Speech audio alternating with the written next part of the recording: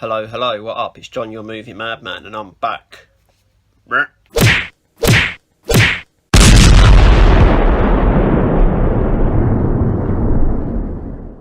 Today, we're going to talk about Mad Max. There's 4 of them, but I'm going to talk about one of them, alright? It's very rare that you get a franchise that is all directed by the same person. The first Mad Max, I was told, was the most violent film ever, and then when I watched it, it turned out there wasn't any violence in it at all. The most violent thing that happens in the first Mad Max is a bunch of madmen scream at someone's car.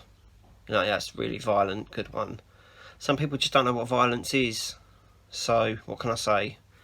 But we're talking about the 4th one today. I've got 2 examples to show you here. You got the Blu-ray, which has got the colour and the black and white version in it, and then you've got the 4K disc, which has got just the colour version in it. So we're going to cover these ones first. It's a good looking Blu-ray, alright, so that's a good start. The 4K obviously looks better because it's 4K and not 1080p, but it's still a good looking Blu-ray. As for the black and white, well, what can I say?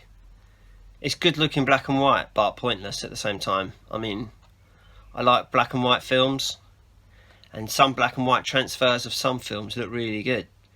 But I think one of the biggest things that stuck out to me about Mad Max Fury Road was the colour. Like how bright the picture was, how amazing the picture looks. Like all of those yellows, they're like the golden look of the film. That golden colour that's in there shines off against the black, shines off against the reds. Obviously I noticed those reds, but you watch that in black and white and all that goes away. When this was first released, the black and white version, there was this big like, oh, they're releasing Mad Max in black and white, you've got to watch it, it's going to be so good. And straight away I was just like, why would you want to watch that film in black and white? It literally takes away about 50% of the amazingness of that film. Oh, look at that really cool white explosion. Look at that really cool white beach. Oh, look at that really nice white sky against that black van. I don't get it. Alright, it's one of the only black and white remasterings that I've seen that I just think, why the fuck did you do that in black and white? It doesn't need to be in black and white because it's a colourful film. You know, you don't watch cartoons in black and white, do you? Oh, let's watch Rick and Morty in black and white. Why would you do that? Could you imagine watching 2001 in black and white and just having all that black and white flashing at you at the end? It would just be stupid. This is, it's not a good, it's a good rendering, well done. You rendered it in black and white, congratulations, but it didn't need to be in black and white. Alright, that's all I have to say about that. So, what can I say? I've said it, don't need to say it again. So, if you're thinking, oh, black and white, that looks good, it doesn't, because it takes away all the colour, and Mad Max Fury Road is all about that colour, so enough about that. Let's move on to this beauty of a movie. This is probably, I watched this, I've seen this in 4K before, but I thought I'm going to do a video on this, I'm going to watch it again so I can give you a bit more of a better interpretation of the film, or the 4K transfer of the film. So I watched it again the other day so I could have a bit more of a clear image in my brain. Yes, there is a brain in there, believe it or not, that's right. This is probably one of the most 50-50 4K films I've ever seen. I know that there's a lot of practical effects in this film. This film is very practically shot. I know that a lot of the explosions are real. Most of the stunts are done without CGI and stuff like that. So a lot of it looks absolutely phenomenal. Obviously, what with it being set half in the desert, there's a lot of beads of sweat that you can see. Gotta love beads of sweat in a 4K movie. All those wrinkles with sweat bouncing down the stairs. It looks great. Alright, close-ups of people's faces look amazing. The explosions look absolutely phenomenal. I've never been so fascinated with orange in my life. Like I said earlier, the golden look of the film just looks really good. They do really well to bring out the shades of people's faces against the golden in the film as well, so they don't clash too much, which is good. As good as the film is, there are a lot of really bad green screen shots in this film and the 4K really brings that out. there are quite a few shots where it's really obvious that they've green screened it. So you can kind of understand why they use practical effects. Maybe the director knows nothing about green screens. Well, clearly he doesn't from this film, because like there are literally parts where they look like they're driving in front of a projector and stuff like that. I remember a few close-ups of like characters at the end, and you're just like, that's terrible. There's a few close-ups at the beginning. There's a bit at the beginning when the fat guy, the bad guy, Mother's Milk, I think his name is. There's a shot at the beginning when he's making this speech to a massive crowd, and you see the camera from behind him, so you can see his back of his head stretching out like he's amazing, talking to this massive crowd of people.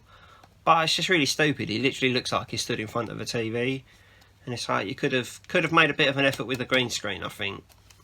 As nice as it is that this film is about 75% practical, 75% practically shot, that 25% worth of green screen shots really brought it down for me. I mean, there were parts of it where I was literally just laughing because the picture just looked really bad. But all in all, I mean, when I saw this in the cinema for the first time, I think it was in 3D in the cinema as well, because when you watch it on here, there are a lot of bits that, woo, like proper, whoa, that's really in your face. And I think that's what came out when you watched it in 3D, from what I remember. I saw this in the IMAX in 3D as well, and it blew me away, because I think I went out of my way to watch the first 3 Mad Max films before I watched this in the cinema, and I watched those 3 and I was just like, I don't know, I liked them, but they were not as amazing as I thought they were going to be. And everyone was like, oh, they're like great old films, Mel Gibson's amazing and all this sort of thing, and I just didn't think they were this gold that everyone was banging on that they were. So when I went to see this in the cinema for the first time, I was a bit like, those first 3 weren't that great, so I wasn't expecting much from this at all. And it really did hit me.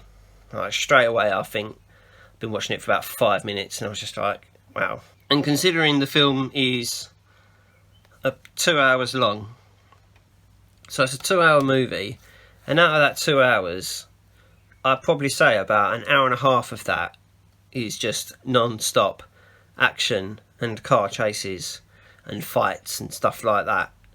So I think they did really well to balance it out. One of the only other issues I had was that it's an hour and a half action movie out of 2 hours, so that's pretty good for an action movie, but like the downtime in it is really obvious, because the rest of it is like so up there, and it's like bang bang bang bang bang bang bang bang bang bang bang sort of thing. When it gets to the downtime and they slow it down for a bit, they get a bit of that character development in there, get a bit of story going, it just drops a little bit, and then it goes up again when the action goes mental. So I think it's a good film. They need to work on the downtime a little bit, they need to work on that green screen definitely, but I look forward to seeing the next one. So good one, George Miller.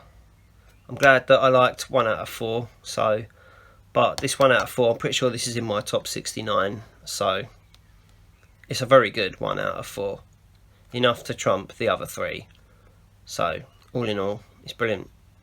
And it's good 4K, and it's a good step up from the Blu-ray as well. And the Blu-ray already looked pretty good, so I was happy, I was pleased, I was satisfied. And that's what you look for in a film, innit? Satisfaction. Yep. So, if you could like this video and subscribe to the channel, that'll be absolutely beautiful, as you all are. And I will see you wonderful people again soon.